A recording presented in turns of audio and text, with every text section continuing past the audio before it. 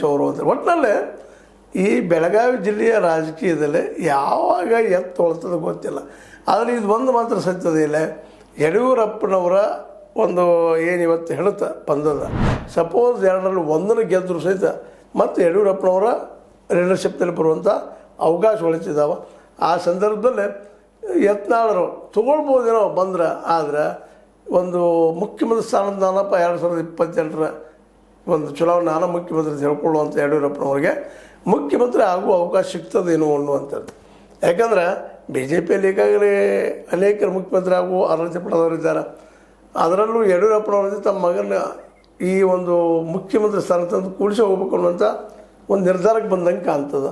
ಹೀಗಾಗಿ ಯಡಿಯೂರಪ್ಪನವರ ಇಲ್ಲೇ ಯತ್ನಾಳರು ಎಷ್ಟರ ಮಟ್ಟಿಗೆ ಬಿ ಜೆ ಪಿಯಲ್ಲಿ ತುಳ್ತಾರೋ ಸಹ ಇದು ಪ್ರಶ್ನೆ ಇದಾವೆ. ಒಟ್ಟಿನಲ್ಲಿ ಎರಡು ಪ್ರಶ್ನೆಗಳಿಗೆ ಮುಖ್ಯ. ಒಂದನೇದು ನಮ್ಮ ಲಕ್ಷ್ಮಣ ಸವದಿಯವರು ಬಿ ಜೆ ಪಿಗೆ ಹೋಗ್ತಾರೆ, ಹೋದ್ರೆ ಅವ್ರಿಗೆ ಲಾಭ. ಯಾಕಂದ್ರೆ ಅಲ್ಲಿ ಬಿ ಜೆ ಪಿಗೆ ಹೋದ್ರೆ ಮಾತ್ರ ನಿಶ್ಚಿತವಾಗಿಯೂ ರಮೇಶ್ ಜಾರಕಿಹೊಳಿ ಅವರಿಗೆ ಹಿನ್ನಡೆ ಆದಂಗೆ ಇಲ್ಲಂತಲ್ಲ. ಯಾಕಂದ್ರೆ ಅಲ್ಲಿ ಇರಬೇಕು, ಅವ್ರು ಹೊಂಚ್ಕೊಂಡು ಹೋಗ್ಬೇಕು, ಇಲ್ಲ ಅಲ್ಲಿ ಹೊರಗೆ ಬರಬೇಕು ಅಂತ. ಹೊರಗೆ ಬಂದರೆ ಮುಂದಿನ ಅವಕಾಶ, ಮುಂದಿನ ಏನು ಸಹಜವಾಗಿ ಈಗಾಗಲೇ ಕೆಲವೊಂದು ಮಾತುಗಳು ಹಿಂದೆ ಆಗಿದ್ದು ನೀವು ನೋಡಿರ್ಬೋದು. ಸಿದ್ದರಾಮಯ್ಯನವ್ರಿಗೆ ಭೇಟಿ ಆಗಿದ್ದು ಮಾಡಿದ್ದು ರಮೇಶ್ ಅವರು. ಹೀಗಾಗಿ ಆ ಸಂದರ್ಭದ ಏನು ಮಾತುಕತೆ ಆಗಿರ್ಬೋದು, ಏನೋ ಇಂಥದ್ದು ಕಠಿಣ ಹೇಳಿದ್ರೆ ಮತ್ತು ಕಾಂಗ್ರೆಸ್ಗೆ ಬರುವಂಥ ಪ್ರಯತ್ನ ಮಾಡ್ತಾರಾ ಅವರು ಅನ್ನೋಂಥದ್ದು.